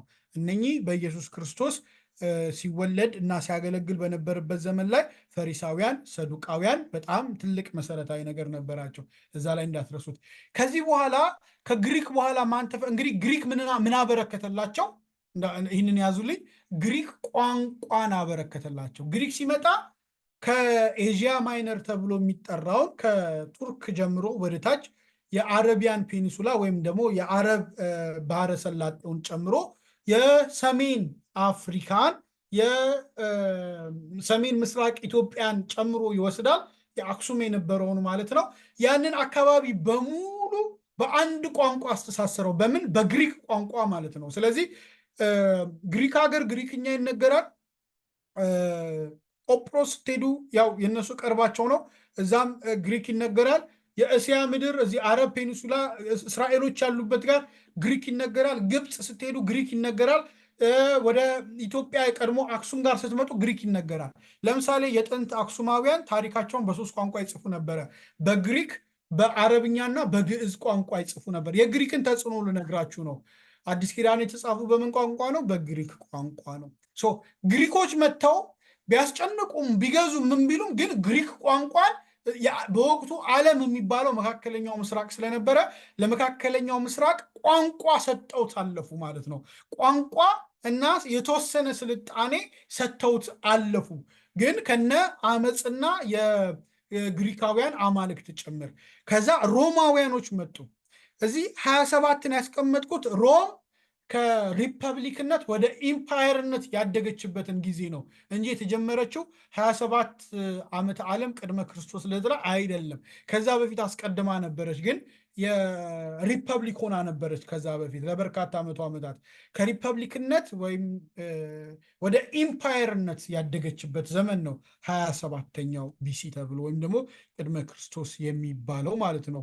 ነገር ግን ይሄ ከመምጣቱ በፊት ሮም ወደ ኢምፓየር ከማደጓ በፊት ወይም ደግሞ ወደ ልክ እንደነ ባቢሎንና እንደነ ፐርሺያ ትልቅ ከመሆኗ በፊት በ63 ዓመተ ዓለም ላይ ቅድመ ክርስቶስ ልደት ፖምፔ የተባለ የሮማዊ ጀነራል ይህንን የመካከለኛውን ምስራቅ እስራኤል የምትገኝበትን በሙሉ በሮም ስር አስቀመጠ ማለት ነው። ስለዚህ እስራኤሎች መጀመሪያ ምኖች ያዟቸው? ሰሜኑን አሶሮች ያዟቸው፣ ከዛ ባቢሎኖች ያዟቸው ሙሉን አጠቃለው። ከባቢሎን ቀጥሎ ፐርሺያኖች ያዟቸው ወይም ፋርሶች፣ ከፋርሶች ቀጥሎ ግሪኮች ያዟቸው፣ ከግሪኮች ቀጥሎ ማን ያዟቸው ማለት ነው? በፖምፔ አማካኝነት 63 ዓመተ ዓለም ላይ ሮማውያን ያዟቸው ማለት ነው። እዛ ሮማውያን ምን አደረጉ? ኢምፓየራቸው በጣም ሰፋ ማለት ነው። አሁን የሮም ኢምፓየር መስፋት ምንን ፈጠረ? ስቴቢሊቲን ወይም ደግሞ መረጋጋትን። የፖለቲካዊ ቅድም ካስታወሳችሁ መቃባውያን እንቅስቃሴ ነበረ፣ አመፅ ነበር፣ ውጊያ ነበር፣ ጦርነት ነበረ። ሮም የበለጠ ጉልበተኛ ነው። ሮም ሲመጣ ምን አደረገ? ፈቀደላቸው፣ እምነታቸውን እንዲያራምዱ ፈቀደላቸው፣ የራሳቸው ገዢ እንዲያስተዳድራቸው ፈቀደላቸው። ግን ለሮም እንዲገብሩ የሮምን ሕግ እንዲያከብሩ እና ገዢ ደግሞ በመካከላቸው እንዲቀመጥ አስገደዳቸው ማለት ነው። ስለዚህ የተወሰነ ነገር ሞዴሬት አድርጎላቸው ከግሪካውያኑ በተሻለ ግን ደግሞ በሱ ግዛት ስር አስቀመጣቸው። ያም ሆነ ይህ ምን ተፈጠረ? ሮም ደግሞ ከግሪክ እጅግ በጣም የሰፋ ኢምፓየር ስለነበረ ስቴቢሊቲን መረጋጋትን አመጣ ማለት ነው። ስለዚህ በወቅቱ አሁን ሁለት መሰረታዊ ቁልፍ ነገሮች መጡ። አንደኛ ምን ተፈጠረ? ቋንቋ፣ የዓለም ቋንቋ የሚባል ነገር መጣ። ልክ አሁን እንግሊዝኛ እንደምንለው የዓለም ቋንቋ ግሪክኛ ሆነ ማለት ነው። ሁለተኛ ደግሞ መረጋጋት መጣ ማለት ነው። ምን ማለት መሰላችሁ? መረጋጋት አንድ ሰው ከኢየሩሳሌም ተነስቶ ሮም ሊሄድ ቢል በየመንገዱ ወንበዴ አይነካውም። ምክንያቱም ሮም ወንበዴ የሚባል ነገር ከደፈረ ከሮም ጋር ነው ጸቡ የሚሆነው። ሮም ደግሞ ኃይለኛ ስለሆነ ማንም አይደፍርም። ዝም ብሎ ያው እንዲህ መንገድ ላይ ሌባ ካልሆነ በስተቀር እንዲህ ከፍተኛ የሆነ አመፅ ምናምን በጣም ነው የሚፈሩት ሮማውያን ማለት ነው። አንድ ጊዜ ብቻ የባሮች አመፅ ራሷን ሮም ላይ የተነሳባት እሱ ብቻ አናውጧት ያውቃል። ከዛ ውጭ ግን በግዛታቸው ሰላም አሰፈኑ። የሮማውያን መልእክተኞች በሰላም ከዳር እስከ ዳር መንቀሳቀስ ቻሉ ማለት ነው። ይሄ ምንን ፈጠረ? ኢየሱስ ክርስቶስ ሲወለድ እና ወንጌል ሲሰበክ ሁለተኛውን ቁልፍ ነገር ይዞ መጣ ማለት ነው። ቁልፍ ነገር ይዞ መጣ። በዚህ መካከል በእስራኤል ውስጥ የሄሮድስ ቤተሰብ ወይም ደግሞ በእንግሊዝኛ የሄሮድስ ስርወ መንግስት ወይም ሄሮድስ ዳይናሲቲ የሚባል ተፈጠረ። እሱ ቀጠለ ማለት ነው። ካስታወሳችሁ ሄሮድስ አንደኛ፣ ሁለተኛ፣ ሶስተኛ እያለ የተለያዩ ሄሮድሶች የሄሮድስ ቤተሰቦች ማለት ነው ነበሩ ማለት ነው። ኢየሱስ ሲወለድ የነበረው ሄሮድስ አለ፣ ኢየሱስ ሲሰቀል የነበረው ሌላ ሄሮድስ አለ። እነሱን እንግዲህ በቦታቸው የምናነሳቸው ይሆናል ማለት ነው። አዲስ ኪዳን ላይ ስንመጣ ምን ተደላደለ ማለት ነው? እግዚአብሔር ልጁን ኢየሱስን ሲልክ መልእክቱ በመላው ዓለም የሚተላለፍበት። ተመልከቱ፣ አዲሱ ኪዳን በግሪክ ቋንቋ በወቅቱ እንዴት መደላድሉን እግዚአብሔር እንዳመቻቸ ተመልከቱ። ግሪክ ቋንቋ መግባቢያ ሆኖ በዓለም ሁሉ ይነገራል። ስለዚህ እነ ጳውሎስ በየሀገሩ ሲሄዱ በምንድን ነው ያስተማሩት? በዚህ የሀገሩንም ቋንቋ እንዲናገሩ መንፈስ ቅዱስ ሰጥቷቸዋል። በእርግጥ ግን ደግሞ እነሱ አስተምረው ከሄዱ በኋላ በዛ ሀገር ቋንቋ መልእክት እንዲጻጻፉ፣ ደብዳቤ እንዲጻጻፉ፣ ሲሰብኩ እንዳይቸገሩ፣ አገልግሎት ወንጌል እንዲሰፋ ትልቁን መሰረት ከጣሉት ነገሮች አንዱ የቋንቋ ሲሚላሪቲ በዛ አካባቢ መፈጠር። እንግዲህ ያው መልእክቱ አለ፣ መንፈስ ቅዱስ አለ። እሱን እያልኩኝ አይደለም። ይሄ ታሪካዊ ክስተቶች እግዚአብሔር የተጠቀመባቸው ወንጌልን ለፍጥረት ሁሉ ለማድረስ እግዚአብሔር የተጠቀመባቸው። ሁለተኛው የሮም መንግስት የፈጠረው መረጋጋት እና ስታቢሊቲ ወንጌል በመላው ዓለም እንዲሰበክ ምክንያት ሆነ። ጳውሎስን ካስታወሳችሁ ሲያዝ እንኳን በጥፊ ሲመቱት አንድን ሮማዊ እንዲህ ለማድረግ መብት አላችሁ ሲል ተንቀጠቀጡ እኮ አይደለ? ሊፈቱት ሁሉ ፈለጉ ነው የሚለው። ሮም እዛ ድረስ ትከበር ነበረ። ያ ስቴቢሊቲ ምን ፈጠረ? ወንጌል በመላው ዓለም በወቅቱ ማለት ነው መካከለኛው ምስራቅ ደህንነታቸው ላይ በእርግጥ መንፈስ ቅዱስ ጠባቂነትን እዚህ ውስጥ ምንም ጥያቄ ውስጥ የሚገባ አይደለም፣ ግን ስቴቢሊቲው ግን ከፍተኛ ሚና ነበረው በወቅቱ ለወንጌል መስፋፋት ተብሎ ይታመናል። ስለዚህ በዚህ ታሪካዊ አውድ ውስጥ ማን ተወለደ? ኢየሱስ ክርስቶስ በቤተልሔም ተወለደ። ያ የአዲሱ ኪዳን ጅማሬ ሆኖ እዛ ጋር እናየዋለን። አሁን ያነሳውላችሁን እንግዲህ ከፋርስ መንግስት መውደቅ በኋላ ከግሪክ በኋላ ሮም፣ እዛ በሮም ስር ይሄ ነገር መጣ ማለት ነው። በእነኚህ ሂደቶች ውስጥ የነበረውን 400 ዓመት እኛ የምናምነው የወንጌል አማኞች የምናምነው እግዚአብሔር ዝም ያለበት ጊዜ ነው። ምክንያቱም ህዝቡ መስማት ስላቆመ እግዚአብሔር ለመጨረሻ ጊዜ ከተናገረ በኋላ የመጨረሻው መልእክት ሚልኪያስ ነው የሚልም እምነት አለ። አንዳንዶች ደግሞ አይ ኢዩኤል ከሚልኪያስ በኋላ የተጻፈ ነው፣ የኢዩኤል ትንቢት የመጨረሻ ነው። ምክንያቱም አብዛኛው የኢዩኤል ትንቢት ካስታውሳችሁ ስለ መጨረሻው ዘመን ይናገራል እና ኢዩኤል ሳይሆን አይቀርም የመጨረሻው የሚል አለ። ኤኒዌይስ ኢዩኤል እና መላካይ ሚልኪያስ ከሁለት አንዳቸው የመጨረሻ ትንቢት ናቸው። ከዛ በኋላ እስከ ኢየሱስ መወለድ ድረስ ባለው ጊዜ ውስጥ ሰው እግዚአብሔርን መስማት ስላቆመ እግዚአብሔር መናገር አቁሞ ነበር። ዝምታ ዘመን ነው ተብሎ ይታመናል።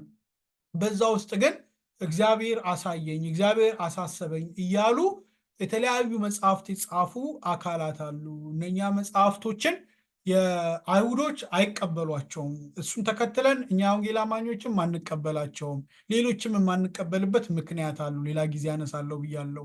በወንድሞቻችን ኢትዮጵያ ኦርቶዶክስ ተዋሕዶ፣ ካቶሊክ፣ ግሪክ እና ሌሎችም ግን በዛ ዘመን የተጻፉትን የሚቀበሏቸው አሉ። እኛ ምን ታደርጓቸዋላችሁ ታዲያ የማትቀበሏቸው ከተባለ ለሕይወት መርህና መሰረት አድርገን ለቤተ ክርስቲያን ዶግማ ማለትም የቤተ ክርስቲያን መመሪያ አድርገን ለሕይወት ቀኖና አድርገን ባንወስዳቸው ግን ለታሪክ ማጥኛነት ግን እንጠቀማቸዋለን። አንዳንድ ታሪኮችን ከተለያዩ በወቅቱ ከነበሩ ከተጻፉ መጽሐፍቶች ልክ እንደ ታሪክ እንደ ሂስቶሪያን ስናስብ እንደ ታሪክ መጽሐፍት የምናያቸው የምንቃኛቸው የምንዳሰሳቸው ነገሮች አሉ። እንደ እግዚአብሔር ፍጹም ቃል ግን ለመቀበል ግን የማንደፍርባቸው ደግሞ በቂ ምክንያቶች ስላሉን አንቀበላቸውም። ይህንን ይመስላል እንግዲህ አንድ ሰው ተነስቶ አዲስ ኪዳን በዚህ ነው የምንገባው። እንግዲህ አንድ ሰው ተነስቶ ብሉይ ኪዳን ላይ የኢየሱስን የማዳን ስራ እኮ እንደው የምልጃ ጉዳይ ነው ይቃል ለብቶን ኖሮ አይ እንደው አንድ መልአክ አይ አይደለም እነኚህ ቅዱሳን ምናምን ቢላችሁ ይህን ሁሉ ብሉይ ኪዳን ላይ ያነሳሁትን ሀሳብ እግዚአብሔር ከሰው ጋር ኪዳን ሲገባ የኖረበትን መንገድ ያንን ነገር የሚያፋልስና ሙሉ የእግዚአብሔርን ሀሳብ የሚጥስ ስለሚሆን ነው። ብቸኛ መዳኛው መንገድ ብቸኛው ኪዳን ከኢየሱስ ጋር የተደረገ ኢየሱስ በደሙ የፈጸመው ኪዳን ነው። ስለዚህ ያ ብቸኛ ኪዳን ነው መዳኛው መንገድ የምንለው። ይህን ሁሉ ታሪክ የሚያወራው ስለ ኢየሱስ ነው። አንድ ጥቅስ ሁለት ጥቅስ አይደለም ስለ ኢየሱስ አዳኝነት የሚያወራው።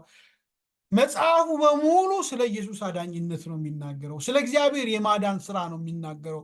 በዚህ እግዚአብሔር የማዳን ስራ ውስጥ እግዚአብሔር መላእክትን ሊጠቀም ይችላል፣ ጻድቃን ሰዎችን ሊጠቀም ይችላል፣ ነገስታትን ይጠቀማል፣ አሕዛብንም ጭምር ተጠቅሟል ሲፈልግን ማለት ቂሮስን ተጠቅሟል ሲፈልግ እግዚአብሔር ማለት ነው።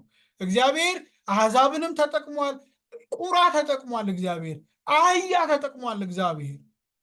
እግዚአብሔር ብዙ ነገር ተጠቅሟል። ባህር ተጠቅሟል፣ ወንዝ ተጠቅሟል። እግዚአብሔር ሰዎችን በማዳን ስራ ውስጥ ብዙ ነገር ተጠቅሟል።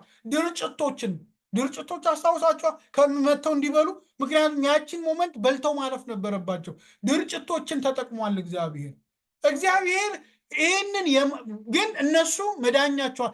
እግዚአብሔር የናስ እባብ ተጠቅሟል። እግዚአብሔር ግን በናስ እባብ የዘላለም ሕይወት አልነበረም። ከናስ እባብ ከእባብ መርዝ ነበር የሚዳነው። ከድርጭት ከረሃብ ነበረ የሚዳነው። ከቁራ ወቅታዊ ረሃብ ነበረ። ከአህያ እርግማን ነበረ የሚቀረው። በጢሮስ መቅደስ ነበረ የሚሰራው። የዘላለም ሕይወት ግን በኢየሱስ ክርስቶስ። በብሉይ ኪዳን ደግሞ ለዘላለም ሕይወት ወደ ኢየሱስ የሚያቀርበው ሕጉ ነበረ። ሕጉ ነበረ። የቃል ኪዳኑ ሕግ ነበረ ምን የሚያደርገው ወደ እግዚአብሔር የሚያቀርበው። በአዲስ ኪዳን ኢየሱስ ክርስቶስ ነው ወደ እግዚአብሔር የሚያቀርበው። ኢየሱስን ስሙ ብሎ ወንጌልን ስሙ የምስራች ብሎ ሐዋርያትን ይጠቀማል። በተለያየ መንገድ ሰዎችን ይጠቀማል፣ ሕፃናትን ይጠቀማል፣ ነገስታትን ይጠቀማል። የሚገርም እኮ ነው። እነኛ ሰባ ሰገል የምንላቸው ጠንቋዮች ጭምር መጥተው መስክሯል እኮ። ኮከብ ቆጣሪዎች ናቸው፣ አስትሮኖመርስ። በአዲሱ ዘመን ምንድን ነው ስነ ከዋክብት ተመራማሪ፣ የጥንቁልና ማለት ነው፣ ከዋክብት የሚመረምሩ እነሱን ጭምር ስለ ምስራቹ ተጠቅሟቸዋል። እግዚአብሔር በታሪክ ውስጥ በዘመናት ውስጥ ወደ ማዳኑ ጉዞ ላይ ሰዎችን በተለያየ መንገድ ኮሚኒኬት አድርጓል። በወቅታዊ ጉዳይ በተለያየ መንገድ ማዳን ሰጥቷል። የዘለዓለም ኪዳኑ ግን የተፈጸመው በልጁ በኢየሱስ ክርስቶስ በኩል ብቻ ነው። ለዛ ነው የምልጃ ጉዳይ፣ የድነት ጉዳይ፣ የኪዳን ጉዳይ ሲመጣ ኢየሱስ ጋር የሚተካከል ከኢየሱስ ጋር አብሮ የሚቆም ማንም የለም አይኖርም ብለን የምናምነው። ስለዚህ አዲሱን ኪዳን ይህንን እውቀት ይዘን ነው የምንገባው። በብሉይ ኪዳን ወይም በቀደመው ኪዳን እግዚአብሔር በቃል ኪዳኑ ታቦት በሕዝቡ መካከል ማደር ወደደ። ሕዝቡ ግን እግዚአብሔርን ገፋው፣ ጠነቆለው፣ እግዚአብሔርን ወጋው፣ እግዚአብሔርን አብሮት እንዳይቀመጥ አሰደደ። አስመረራችሁኝ፣ ሊትራሊ ቃል በቃል አስመረራችሁኝ ነው የሚለው እግዚአብሔር። በብሉይ ኪዳን በኪዳኑ በቃል ኪዳኑ ታቦት በመካከላቸው ሊኖር ሊያድር ሊሰራ ሊፈውሳቸው ሊባርካቸው ወደደ። እነሱ ግን አልወደዱም፣ ገፉት። ስለዚህ እግዚአብሔር በአዲሱ ኪዳን በመካከላችን አይደለም በውስጣችን ሊኖር ወደደ። አዲሱ በብሉይ ኪዳን በመካከላቸው፣ በአዲሱ ኪዳን ደግሞ በውስጣችን ሊኖር የወደደበት። በብሉይ ኪዳን በድንጋይና በእንጨት ላይ በተቀረጸ የቃል ኪዳን ታቦት፣ በአዲስ ኪዳን በስጋ ላይ በተቀረጸ እውነተኛ ሕያው ታቦት፣ በብሉይ ኪዳን የእንስሳትና የአዕዋፋት ደምና የእህል ቁርባን በማቅረብ በአዲስ ኪዳን በክርስቶስ በፈሰሰው ደም ራሳችንን ሕይወታችንን ሕያው መስዋዕት አድርገን በማቅረብ የሆነ ኪዳን። ስለዚህ ኪዳን ነው ማለት ነው የምናነሳው። ስለዚህ የኢየሱስ አዳኝነት የአንድ ጥቅስ የአንድ ቁጥር የሆነ ነገር ጉዳይ አይደለም። መጽሐፍት በሙሉ የሚናገሩት ስለዚሁ ሐሳብ ነው። በሚቀጥለው ጊዜ እግዚአብሔር እንደረዳ ዝርዝር በዝርዝር ማቴዎስ፣ ሉቃስ፣ ማርቆስ፣ ዮሐንስ ምን ጻፈ፣ ከዛ በኋላ ጳውሎስ ምን መልእክቶች ጻፈ፣ ዕብራውያን እንዴት ተጻፈ፣ ሌሎቹንም ሐዋርያት የጻፉትን መልእክት እስከ ራእይ ድረስ 27 መጽሐፍት ጌታ ቢፈቅድና ብንኖር በቀጣዮቹ ጊዜ እናያለን። እግዚአብሔር ክብሩን ሁሉ ጠቅልሎ ይሰድ። ተባረኩልኝ።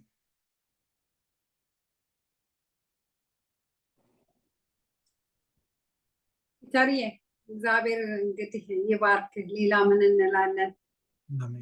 ይዘህን እኮ ተመምክ። በቃ ወገኖች እንግዲህ ብዙ የቀረልን ነገር ያለ ይመስለኛል። እኔ ብዙ ቀርቶልኛል፣ እናንተም እንደዚሁ። እንግዲህ የሰው ልጅ ምን ያህል ከእግዚአብሔር ጋር ለመጣላት ልቡን እንዳደነደነ፣ እንዴት በሰልፍሽነት ራስን በመውደድ ከእግዚአብሔር መንግስት ከአዳም ጀምሮ የእግዚአብሔርን ትእዛዝ አልሰማ በማለት ፎቀቅ በማድረግ ብዙ ቅጣት እንደደረሰበት አይተናል። ደግሞ አሁን ደግሞ ኢየሱስ ክርስቶስ የአዲስ ኪዳን በጋችን ያንን ሁሉ ኃጢአታችንን ሊያጥብ እግዚአብሔር የተገለጠ እና በጣም ቆንጆ ነው ያስተማርከን። በጣም እናመሰግናለን።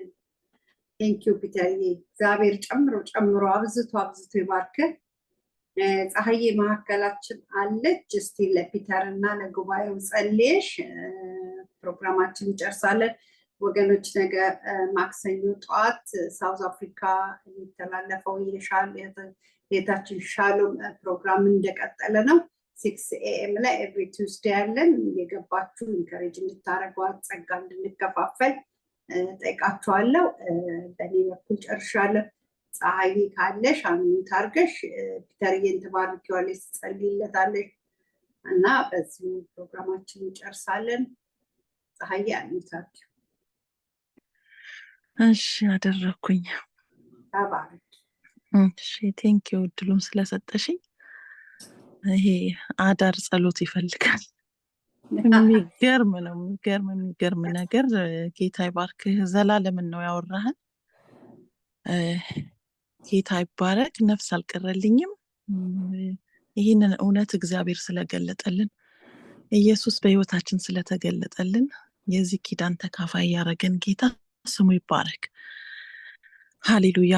ፒተር እግዚአብሔር ይባርክ። ወደ ጸሎት ከመሄዴ በፊት አንድ ደቂቃ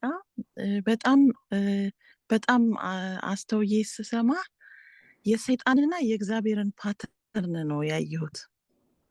በጣም እግዚአብሔርን ፓተርን አለው፣ ሰይጣንን ፓተርን አለው ወገኖቼ። እና እግዚአብሔር አስተማሪኝ በጣም።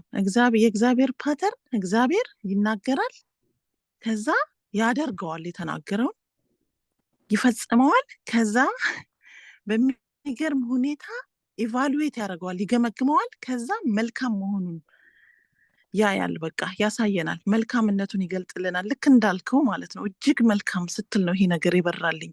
አት ሴም ታይም እዛ በዘፍጥረት ላይ የሰይጣን ፓተርን በጣም ነው የገረመኝም አናዶኛልም።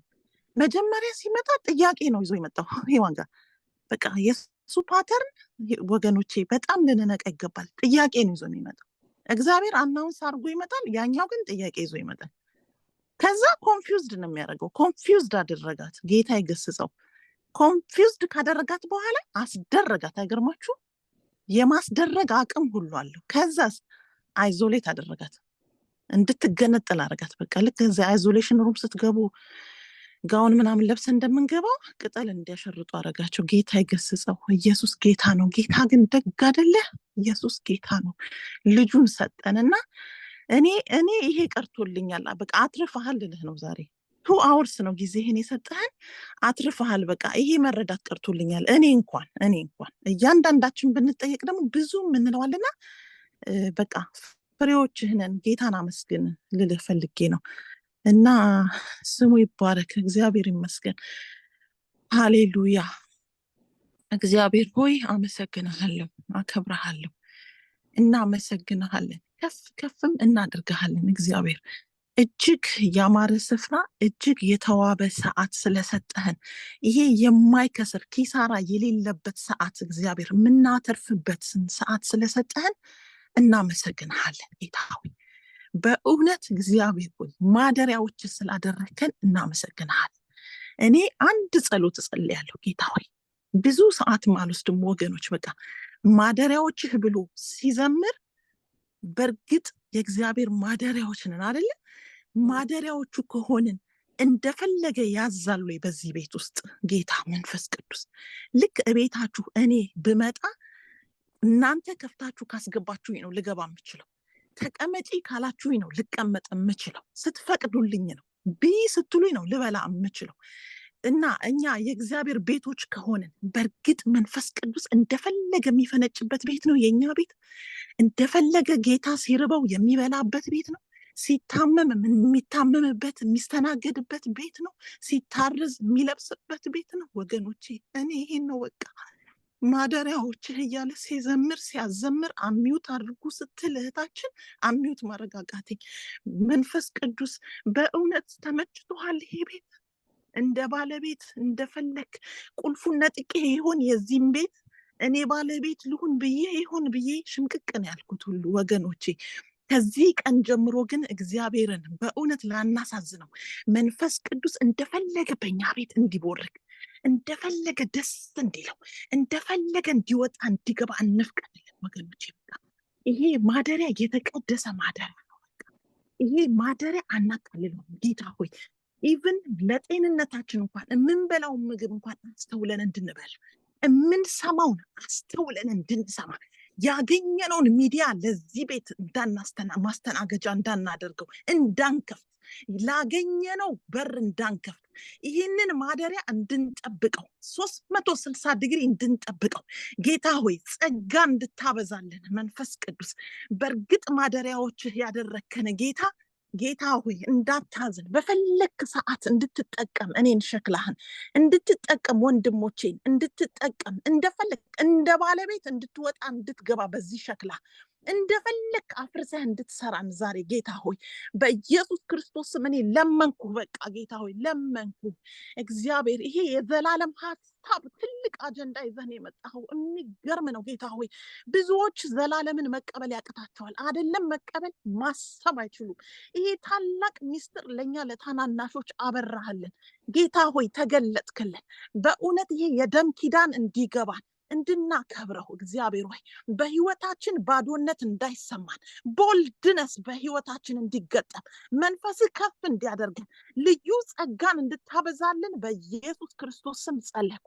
ደግሞ ጸልያለሁ ለወንድሜ ጌታ ሆይ ከዚህ በላይ እግዚአብሔር ሆይ እንድታበራለት ከዚህ በላይ እንድትገለጥለት ጌታ ሆይ አሁን ከተገለጥክለት በላይ እንድትገለጥለት አሁን ከተተነተንክለት በላይ ትንታኔ በቃ ስላንተ አውርቶ የማይጠግብ በቃ ጥልቅ ብለን የምንቀዳ ከውስጡ እግዚአብሔር ሆይ በኢየሱስ ክርስቶስም የማይጨረስ የህይወት ትምህርት አሁንም ከውስጡ እንዲፈልቅ በኢየሱስ ክርስቶስም ጸለይንለት ጌታ ሆይ በእውነት ይሄ ጸጋ ስፍራ ያግኝ።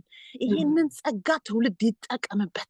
ይሄ ጸጋ እግዚአብሔር ሆይ በኢየሱስ ክርስቶስ መንፈስ ቅዱስ አገር አቋርጦ ይሂድ ጌታ ሆይ በኢየሱስም ስፍራ ይሰጠው። ይሄ ስፍራ ያግኝ። ይሄ ጸጋ ግርግሙን ያግኝ ጌታ ሆይ በኢየሱስ ክርስቶስ መንፈስ ቅዱስ የኔ ጌታ ሃሌሉያ። ወንድማችን እንዳይቀመጥ እንጸልያለን፣ እንዲወጣ እንጸልያለን። በምድሪቱ ስፋትና ርዝመት እንዲለቀቅ እንጸልያለን። ይሄ ጸጋ እንዳይታፈን እንጸልያለን። መንፈስ ቅዱስ ሃሌሉያ።